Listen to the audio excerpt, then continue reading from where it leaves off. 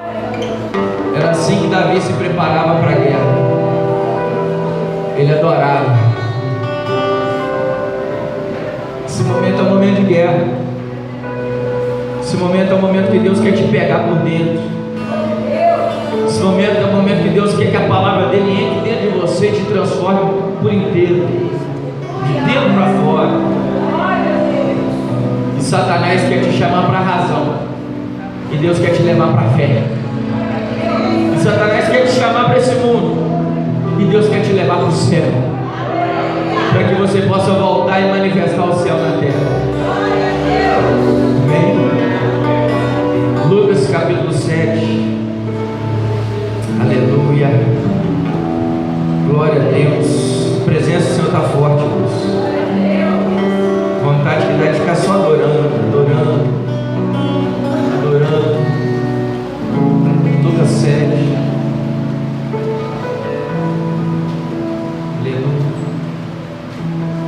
Espírito vivo Deus, manifesta teu poder, revela o peso da tua glória. Vai abrindo em Lucas 7. Espírito vivo Deus, manifesta teu poder, revela o peso da tua glória. Vem com o peso da tua glória, me cobre, sua rios de vida, e a verdade do teu reino reine em mim. Vem com o peso da tua glória, vem com o peso da tua glória aqui. Vem com o peso da tua glória, vem com o peso da tua glória aqui. Aleluia. Lucas 7. Havendo concluído suas instruções aos discípulos e ao povo, Jesus entrou em Cafarnaum, e o servo de um centurião, a quem este muito estimava, estava doente à beira da morte. O centurião havia ouvido falar de Jesus, e por isso lhe enviou alguns líderes religiosos dos judeus, pedindo que fosse curar seu servo. Então, aproximando-se de Jesus, apelaram-lhe com muitas súplicas: este é um homem que merece que lhe concedas esse favor, pois trata o nosso povo com elevada consideração, e ele mesmo construiu nossa sinagoga. Então Jesus seguiu com eles, mas ao chegarem nas proximidades da residência, o centurião enviou-lhes alguns amigos para lhe entregarem a seguinte notícia: Senhor, não te incomodes, porque sei que não sou digno de receber-te sob o teto da minha casa. Por isso nem mesmo me considerei merecedor de ir ao teu encontro, mas ordena com uma só palavra, e o meu servo será curado. Pois eu também sou homem sujeito à autoridade, e tenho soldados sob o meu comando. Manda um vai, ele vai, a outro vem, ele vem, e ao meu servo faze isto e ele faz. Ao ouvir essa declaração, Jesus muito se admirou dele, e voltando-se para a multidão que o acompanhava, exclamou: asseguro-vos que nem mesmo em Israel encontrei uma fé como essa. E aconteceu que os homens que haviam sido enviados retornaram para a casa do centurião, e ao chegarem lá, encontraram o servo dele totalmente curado. O Espírito Santo revela, e nosso Espírito, a tua palavra nos dá compreensão, inteligência espiritual, e completa a obra nesta noite, em nome de Jesus. Amém. Queridos, um centurião romano, um homem de status, um homem, um comandante do maior general da época, do maior exército, melhor dizendo, da época, o comandante do exército que dominava o mundo. Ele tinha um servo, esse servo era escravo dele. Esse servo era escravo dele. Os escravos naquela época, eles eram comprados por 30 moedas de prata. O escravo era tido como uma propriedade do seu senhor. Esse escravo desse centurião romano, desse homem de posses, desse homem de dinheiro, ele estava passando por uma enfermidade séria, ele estava à beira da morte. E a Bíblia diz que esse centurião muito estimava esse servo, queridos, porque esse centurião, ele sabia que aquele homem, embora fosse escravo, continuava sendo um ser humano.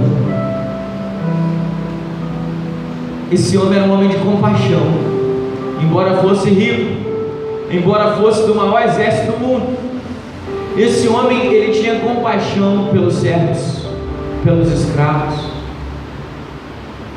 Essa qualidade dele de compaixão que chama atenção, porque muitos de nós hoje estamos perdendo a nossa compaixão pelo próximo.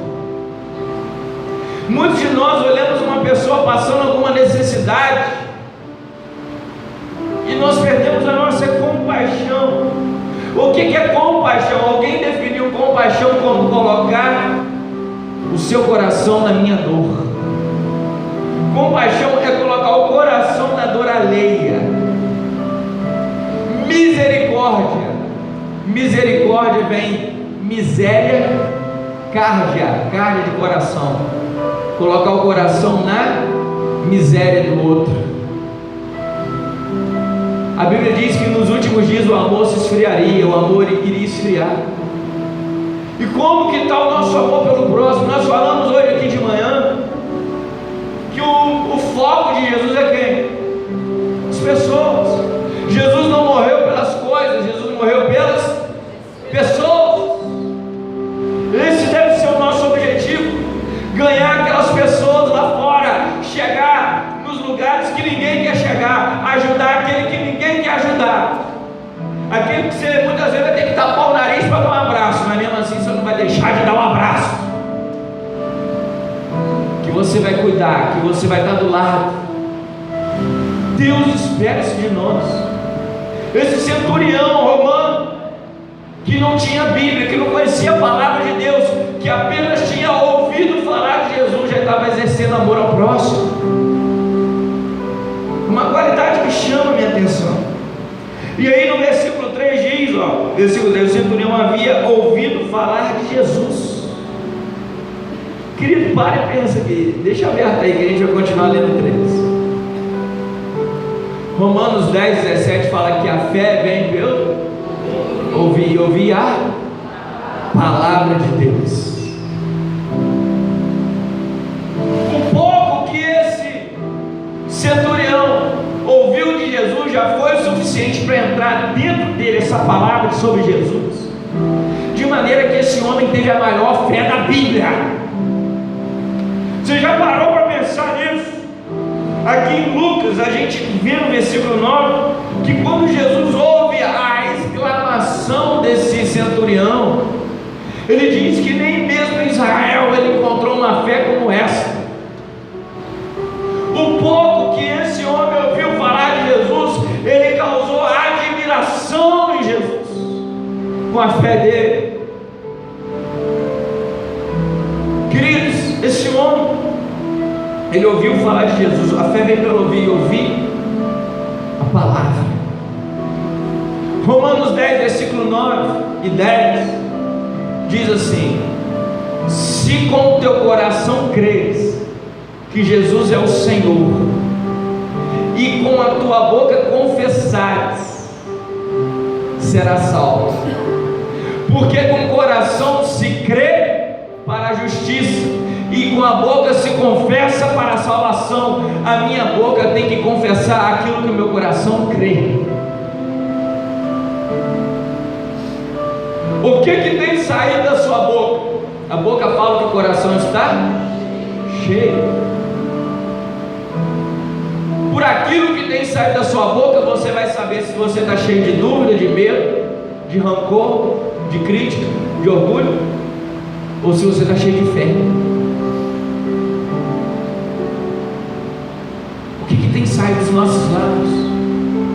Porque não adianta nós termos fé no nosso coração se nós não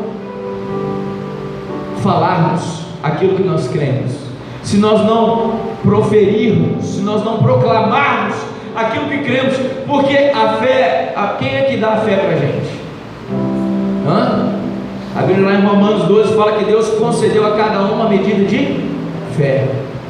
A Bíblia lá em Efésios capítulo 2 versículo 8 e 9 diz que a fé vem pelo ouvir e ouvir pela graça os salvos mediante a fé, e isto não vem de vós, é dom de Deus, não por obras, para que ninguém se glorie. Então a fé é dom de...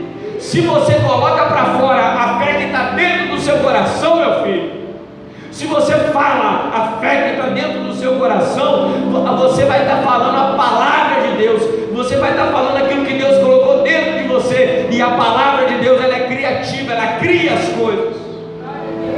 Como é que Deus criou esse mundo? Pela palavra.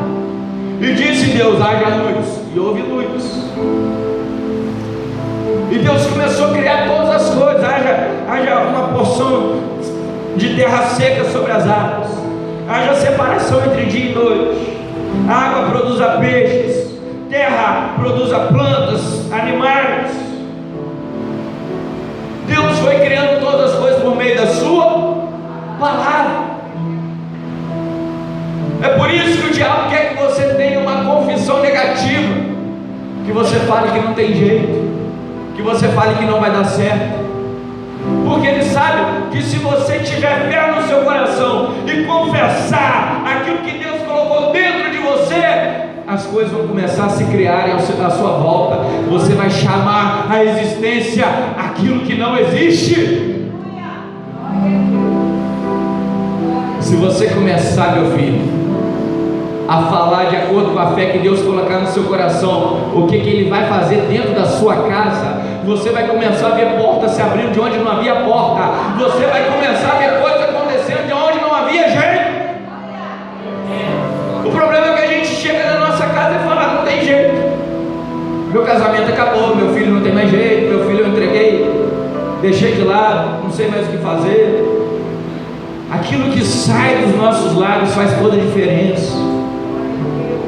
Quando eu estou no lugar e eu falo de acordo com a fé, quando eu tenho uma confissão de fé, quando eu não vejo solução, mas eu digo: em nome de Jesus vai dar certo, em nome do Senhor Jesus eu tenho uma palavra, e sobre essa palavra eu vou colocar minha fé, eu vou confessar não aquilo que eu vejo, mas aquilo que Deus está falando comigo, e assim nós andamos sobre as águas.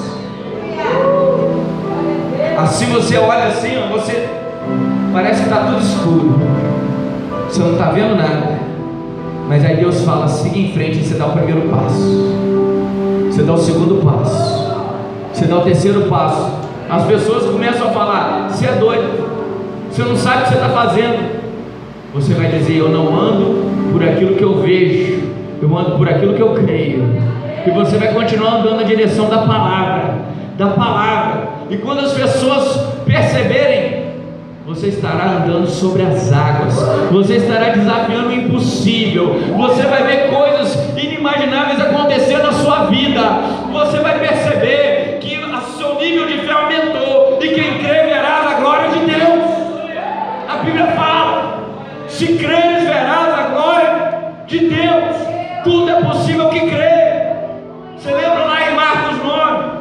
Marcos 9, estava Jesus descendo no monte, estava lá no monte lá, Jesus, Pedro, Tiago e João. De repente Jesus vai para o lado, deixa os três orando, ele transfigurado, as vestes dele começam a brilhar, e aí ele está lá, o rosto brilhando como o sol. Elias e Moisés estão lá, pá. Pedro fala abobrinha, Deus cala a boca. É o cala a boca mais educado, né? Ele fala assim: este é o meu filho amado, a ele ouvi. Tipo assim, ninguém quer te ouvir aqui, Pedro, fica quieto. A ele ouvi. Aí acaba a visão, aí Jesus desce o monte. Jesus desce um monte, e aí ele chega lá embaixo. Primeiro Jesus foi receber coisa do céu, agora ele veio manifestar na terra. Aí quando ele chega lá embaixo do monte, lá ele está andando lá, está o tumulto lá, os discípulos de Jesus lá, os fariseus em volta, os saduceus, aquele movimento todo mundo lá. Aí Jesus olha, o que está acontecendo aqui? Aí sai um pai do meio lá: Mestre Jesus, eu roguei aos teus discípulos para que curasse o meu filho, e eles não puderam. O que Jesus fala? Ó geração incrédula e perversa, até quando estarei convosco? Sabe por quê? Porque Jesus espera que os seus discípulos façam a diferença aqui na terra. Ele nos deu autoridade. Cadê o menino? Aí o pai vai lá: se podes, ajuda-me. Aí ele diz: se podes, tudo é possível que crê.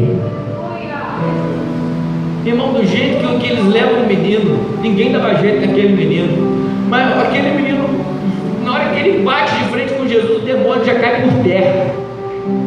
Ele pergunta para o pai: quanto tempo isso está acontecendo? Desde a sua meninice, joga uma hora no fogo, joga uma hora na água. Aquele menino sofreu a vida toda.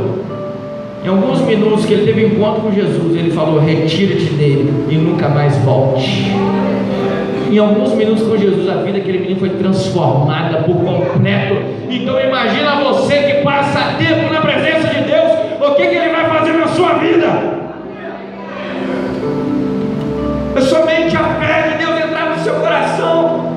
Basta você desafiar o impossível, crendo naquilo que a palavra diz. Viver pela fé, viver pela palavra. Se a palavra diz eu posso, se a palavra diz eu creio, se a palavra diz eu confio, se a palavra diz eu espero, se a palavra diz eu declaro que em Cristo eu sou mais que vencedor. Ele te chamou para vencer, querido. Se você está em Cristo, você vai vencer, vai dar certo. Amém. Você pode estar enfrentando um processo hoje, mas você já sabe o final desse processo é vitória, porque Deus te chamou se você está nele. Agora, uma pessoa, para ter uma fé verdadeira, ela não pode ter um ânimo dobre. Não adianta ela vir na igreja um dia e viver depois de forma mundana no outro, e querer que Deus resolva tudo, porque não é assim que funciona. A Bíblia lá em Tiago fala que uma pessoa de ânimo dobre, inconstante em seus caminhos, não receberá nada do Senhor. Precisamos de constância. E aqui esse homem ouviu falar de Jesus, e o que ele fez? Versículo 3, vamos continuar mesmo. Depois que ele ouviu falar de Jesus, aí por isso lhe enviou alguns líderes religiosos dos judeus, pedindo que fosse curar o seu servo. Olha aqui, ele ouviu falar de Jesus, e aí ele tomou uma atitude, porque a fé nos move, a fé nos conduz, a oração me move para a ação. A fé teórica não serve de nada, a verdadeira fé sempre me conduz a tomar atitude de fé. Jesus, ele vê a nossa fé através das nossas atitudes. Ele chamou os líderes lá judeus e enviou eles para Jesus. Ele não ficou parado na teoria. Ele ouviu falar de Jesus, ele não ficou lá parado. Ele tomou uma iniciativa. Ele teve uma fé ativa, uma fé prática. Se você crê que Jesus vai mudar a sua história, você precisa começar a andar em direção à mudança. Você tem que dar os primeiros passos, querido. Se você quer que Jesus vai mudar a sua história e continua parado, fazendo as mesmas coisas, você precisa de atitude diferente. Como a gente falou aqui, esse homem, ele só tinha ouvido falar de Jesus. Nós temos a Bíblia, nós temos informações, nós temos o estudo, mas muitas vezes nos falta a fé. Esse homem não tinha Bíblia, esse homem não tinha estudo, esse homem não tinha pregação no YouTube, esse homem não tinha nada disso, mas aquilo que ele ouviu falar de Jesus foi suficiente para ele crer de todo o coração, para ele ter uma fé prática. E aí ele vai continuar aqui, no versículo 4. Então, aproximando-se de Jesus, apelaram com muitas súplicas. Esse é um homem que merece que ele conceda esse favor. Queridos, os líderes religiosos lá de Israel, eles tinham horror de romano, tinha raiva de romano. Na cabeça deles, os romanos eram exploradores do povo deles.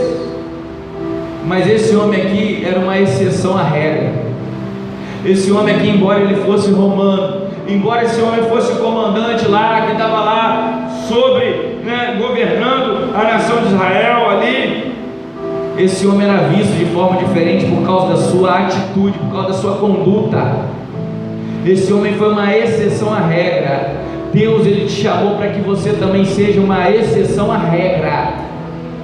Deus te chamou para você ser diferente. Deus te chamou para ser luz do mundo e sal da terra. Deus te chamou para que você não seja apenas mais um, mas que você faça toda a diferença aonde Ele te levar. É isso que Deus espera de você. Ele nos chamou para sermos uma exceção à regra. É por isso que quando alguém fala mal de você, você ora por ela. É por isso que você aprendeu a dar outra face. É por isso que você ama os seus inimigos. É por isso que você não retribui mal por mal, mas você retribui o mal por bem, porque você é uma exceção à regra. É por isso que você está se guardando para o seu casamento. É por isso que você não perde tempo nessas baladas da vida, porque você não é mais um, você não é mais uma, você é uma exceção à regra.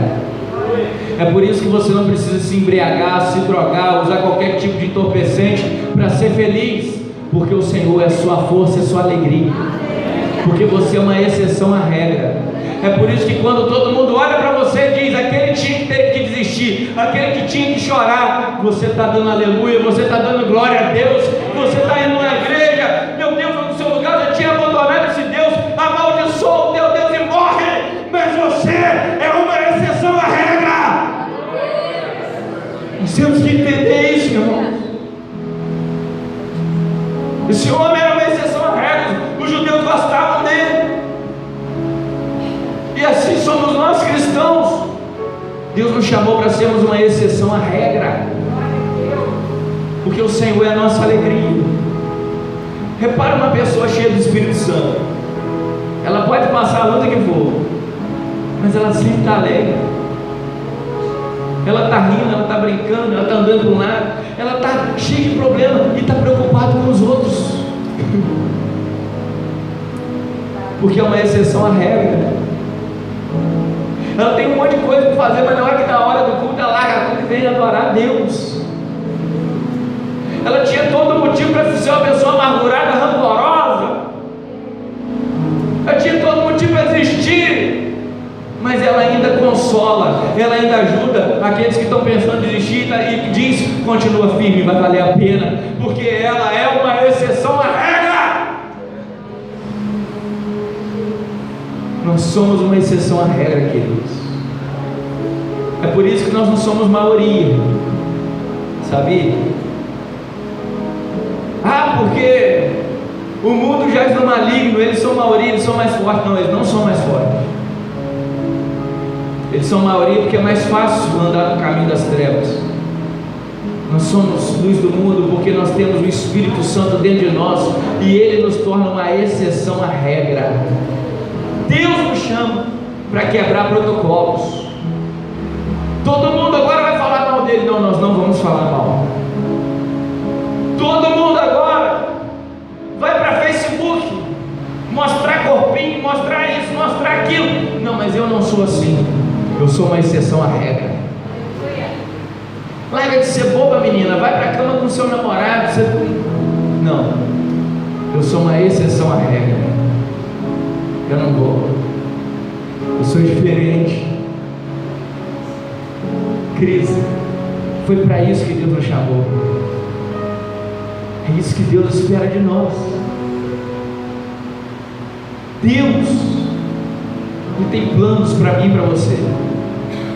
Mas agora sou eu e você que decidimos se vamos viver esse plano de Deus.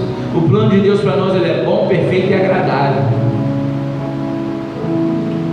Você pode perder o seu tempo com os prazeres desse mundo lá fora, para depois vir todo arrebentado. Pastor, ora por mim. Que se você está disposto a voltar para aquela sujeira e para aquela lama, não adianta eu orar por você. A Bíblia fala que pessoas assim são como a porca lavada que voltou para o lamaçal. A porca lavada, ela volta para a lama porque é da natureza da porca estar na... Mas se Deus transformou o seu interior, se você nasceu da água e do Espírito, se você é nova criatura, você não tem mais prazer nessas coisas. A sua carne até quer, mas o seu espírito fala mais alto.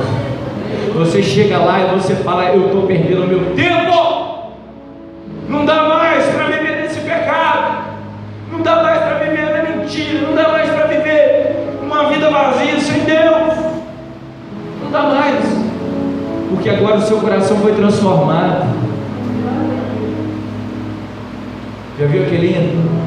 Recebi um novo coração do Pai, coração regenerado, coração transformado, coração que é inspirado por Jesus, um coração transformado, um coração regenerado. Se você ainda tem prazer nessas coisas do mundo, e se é difícil para você estar na presença de Deus, pede para Deus um coração novo, pede para Ele arrancar o coração de pedra e te dar um coração de carne, porque Ele faz, porque Ele disse que nos últimos dias Ele tiraria o coração de pedra e colocaria o coração de carne. Ele disse que Ele faria isso. Esse homem era uma exceção à regra. E no versículo 5, pois trata o nosso povo com elevada consideração, e ele mesmo construiu a nossa sinagoga. Esse homem, ele escolheu ser uma bênção, ele construiu a sinagoga com o dinheiro dele, ele investiu o dinheiro dele no reino de Deus. Esse homem era uma exceção à regra. Os soldados, a grande maioria, eles pegavam o dinheiro deles, esse investe o dinheiro deles. É por isso que você oferta, é por isso que você dizima, é por isso que você abençoa a obra de Deus. Você é uma exceção à regra. E aí o versículo 6: então Jesus seguiu com eles, mas ao chegarem nas proximidades da residência, o centurião enviou-lhes alguns amigos para lhes entregar a seguinte notícia: Senhor, não te incomodes, porque sei que não sou digno de receber-te sob o teto da minha casa. Meu Deus do céu. Um oficial romano, um homem rico, um homem de status, ele olha para um mestre, para um rabino simples, que Jesus era simples, e ele olha para Jesus e ele fala assim: não te incomodes. Ele manda pessoas, ele fala: não te incomodes, porque eu não sou digno de te receber na minha casa. Sabe o que esse homem era? Humilde.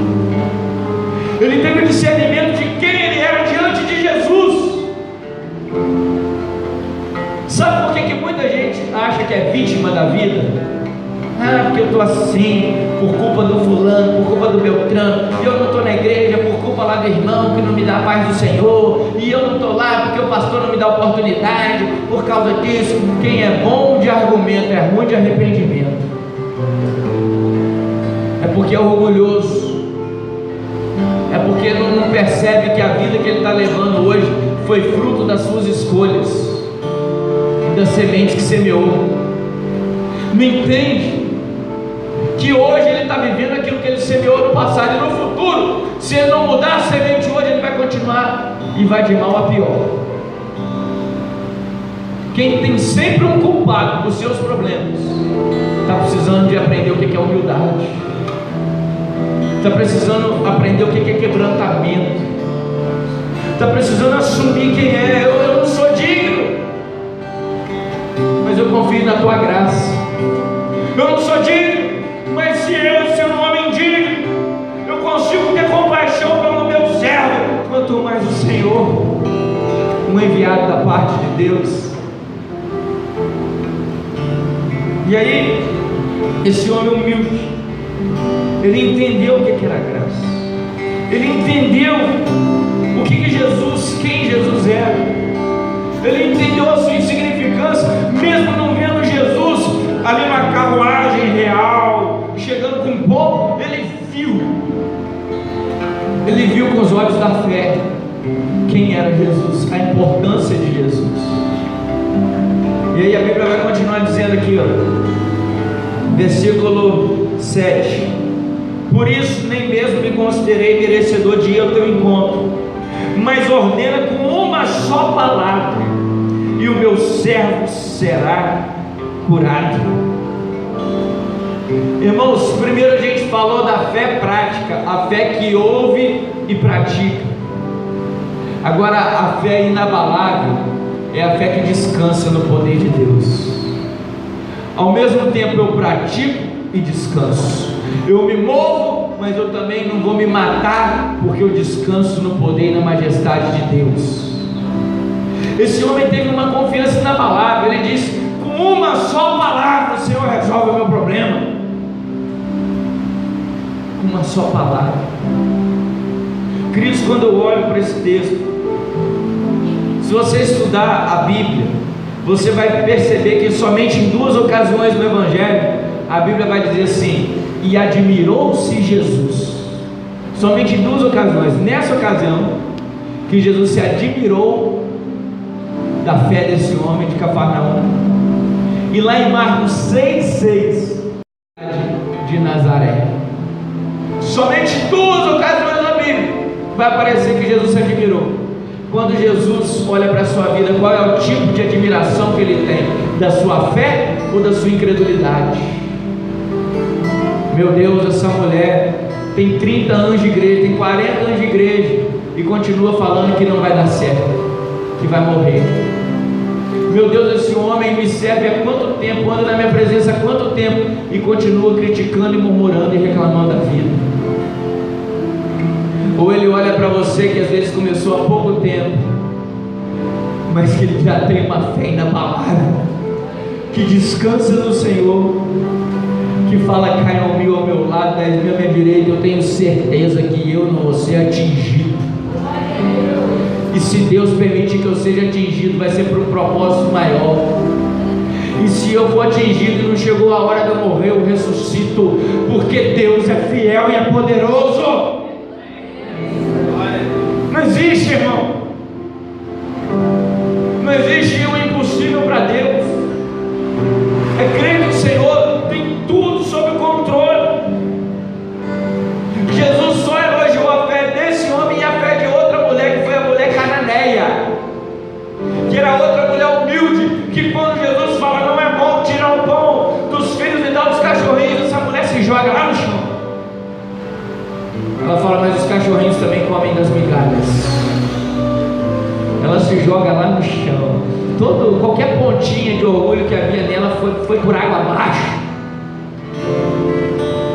E essa fé que Jesus elogia tanto nessa mulher quanto nesse homem, uma fé humilde, uma fé que confia totalmente, que depende totalmente da palavra do Senhor, uma fé inabalável.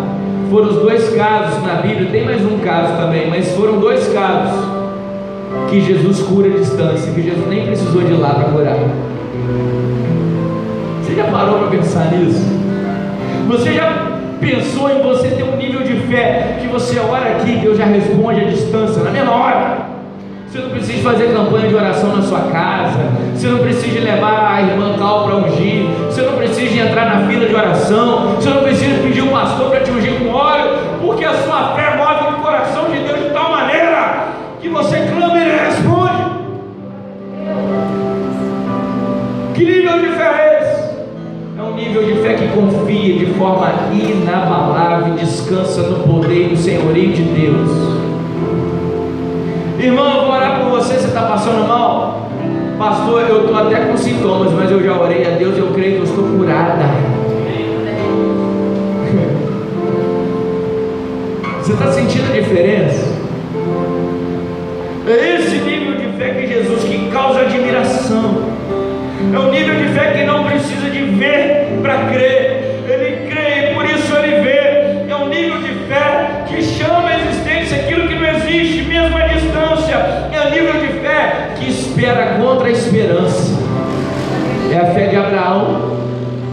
A Bíblia fala em Romanos que Abraão, esperando, contra a esperança, creu que Deus era poderoso até mesmo para ressuscitar Isaac. Qual é o nível de fé que nós estamos vivendo? Você veio aqui para Deus pegar da fé dele e turbinar você, para que você saia daqui andando sobre as águas, crendo no impossível, sabendo e confessando as verdades do reino na tua vida. O que você vai confessar quando você chegar na sua casa? Aquilo que seus olhos veem ou aquilo que seu coração crê? O que você vai confessar no seu trabalho? Aquilo que seus olhos veem ou aquilo que seu coração crê? O que você vai confessar sobre o seu ministério? Qual é o tipo de confissão que você vai ter? Aí versículo 8 diz: pois eu também sou homem sujeito à autoridade, e tenho soldados ao meu comando. Digo a um vai, ele vai, a outro vem, ele vem, ao meu servo faz isto, e ele faz. Queridos, a palavra-chave aqui, sabe qual é? Versículo 8: porque eu também sou homem sujeito à autoridade. Se ele está dizendo que ele também é homem sujeito à autoridade, é porque ele está dizendo que Jesus também era sujeito à autoridade. Ele estava vendo que Jesus agia debaixo da autoridade do Pai. Jesus, ele diz: aquilo que eu vejo meu Pai fazer, isso eu faço. Jesus recebeu a autoridade do Pai. Agora lá em 2 Coríntios, no capítulo 5, versículo 20, fala que nós somos embaixadores de Cristo. Ele pegou a autoridade que ele recebeu do Pai e entregou para nós, representado aqui na terra. Eu e você, nós temos autoridade, nós recebemos autoridade. Se nós somos igreja, nós somos corpo de Cristo, nós somos representantes de Cristo aqui na terra, nós somos a manifestação de Cristo aqui na terra. É por isso que Ele quer usar você para transformar o lugar onde Ele vai te levar. Ele quer te usar, Ele quer te usar. Você tem autoridade. Você tem autoridade para vencer esse pecado. Você tem autoridade para crer que Ele vai te usar com poder, com glória, com unção. Porque Ele disse lá em João 14, versículo 12, que aquele que crê em mim fará as mesmas obras que eu faço, e outras maiores fará. Outras maiores fará. Mas isso não é para crente molenda, não. Isso é para homens e mulheres de fé. Homens e mulheres que creem ainda que tudo vá mal. Crer quando está tudo bem é muito fácil. Até os incrédulos creem. A verdadeira fé é você crer no impossível. Crer quando o sol está brilhando é muito fácil. Está fazendo sol, está vendo.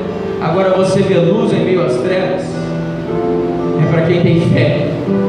Abre os olhos, está tudo escuro, mas ele fala: eu sei quem eu tenho crido. Eu vejo uma porta aberta, eu vejo uma resposta chegando, eu vejo a glória de Deus se manifestando. Esse ambiente está totalmente favorável para Deus operar um milagre. Quando tudo vai mal, é uma oportunidade de Deus operar um milagre. Você lembra lá em Gênesis 15, quando Deus mandou Abraão contar a estrela? Gênesis 15, versículo 5. Está Abraão dentro da tenda dele. Aí Jesus fala assim, Deus fala assim: sai da tua tenda, Abraão, e vai contar as estrelas.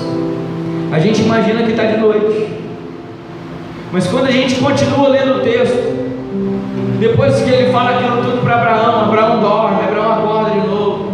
A Bíblia fala: ao anoitecer, Deus mandou Abraão contar a estrela de dia, porque Abraão tinha que enxergar as estrelas pela fé. Deus, Ele quer que você enxergue as suas bênçãos pela fé, e que você se aproprie daquilo que já é a sua herança. A gente não tem que fazer campanha para receber aquilo que Deus já nos deu por herança. Nós somos herdeiros. Nós somos herdeiros do reino. Eu não vou contar com a provisão desse mundo, eu vou contar com a provisão que o meu Pai vai mandar para mim. Eu não vou contar com os recursos desse mundo, eu vou contar que Deus vai enviar os recursos do céu. Ele através do céu, Ele move aonde for preciso, mas o recurso vai chegar, para que o propósito dele se cumpra aqui. Não é para que a minha vontade, a minha vaidade seja ali amaciada, mas para que os propósitos dele se cumpram aqui na terra, para que eu possa ser uma bênção. E aí o versículo 9 vai dizer: ao ouvir essa declaração, Jesus muito se admirou dele, voltando-se para a multidão que o acompanhava, exclamou: asseguro-vos que nem mesmo em Israel encontrei uma fé como essa. Queridos, Jesus ele procura uma fé através do qual ele possa se mover. Jesus ele quer te abençoar. Esse homem, como a gente falou, ele é um homem que amava o próximo. Esse homem era um homem humilde, mas a característica que mais chamou a atenção de Jesus nesse homem foi a fé. Porque com Jesus não tem meio termo. Ou você agrada a Ele vivendo pela fé, ou você desagrada a Ele, porque sem fé é impossível agradar a Deus. Quem tem fé vai se mover não por aquilo que vê, mas por aquilo que ouve. Por aquilo que ouve Deus fala. A fé que Deus quer que nós tenhamos é uma fé que desafia as circunstâncias dessa vida. É você crer que, embora você passe lutas e adversidades, você tem um Deus que nunca vai te desamparar. Amém, Senhor, aleluia. Que você tem um Deus que nunca vai virar as costas para você. Amém, Senhor, obrigado. Que você tem um Deus que está com você o tempo todo. Que você tem um Deus que se importa com você. Que você tem um Deus que tem tudo sob controle dele. Que sabe até quantos fios de cabelo tem na sua cabeça. Amém. Que te ama e que quer te usar para alcançar outras vidas para o reino dele. Que te chamou, que te escolheu, que te elegeu antes da fundação do mundo. Ele já estava voltando em você, dizendo: esse é o meu eleito, esse é o meu escolhido. Quando ele olha para você, o que ele diz? Quando ele olha para a sua fé, o que ele diz? Ele fica admirado da incredulidade. Quando ele diz: encontrei meu servo, encontrei minha serva, um homem de fé, mulher de fé, que eu vou usar com poder e autoridade. Amém. O que Deus está enxergando na nossa vida? A verdadeira fé é aquela que entrega o governo, o controle nas mãos de Deus. Entrega o governo nas mãos dele. Entrega o governo da sua vida nas mãos dele. Para de tomar decisões. Deixa ele decidir por você. Eu quero orar por você. Fique de pé nesse momento. Vamos orar. Talvez você ainda não tenha experimentado.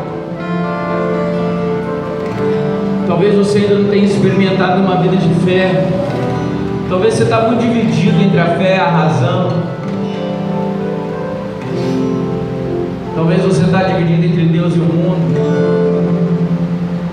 Você precisa de um coração novo. Porque um coração renovado é um coração que se move em fé. Eu vou cantar aquele hino, receber um novo coração do Pai.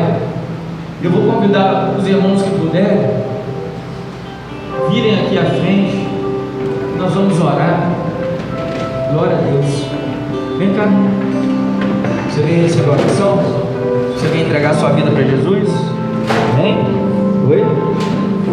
Amém? Os dois? Glória a Deus. Não é de fé, não esperou nem fazer o apelo. Então eu vou continuar assim. Quem quer voltar para o Senhor Jesus? Quem quer entregar sua vida para Jesus? Vem aqui na frente também, gente. Me admirou. E quem quer entregar a vida para o Senhor Jesus? Quem sabe que glória a Deus. Fica aqui, vou orar com vocês. Tem mais alguém aqui nessa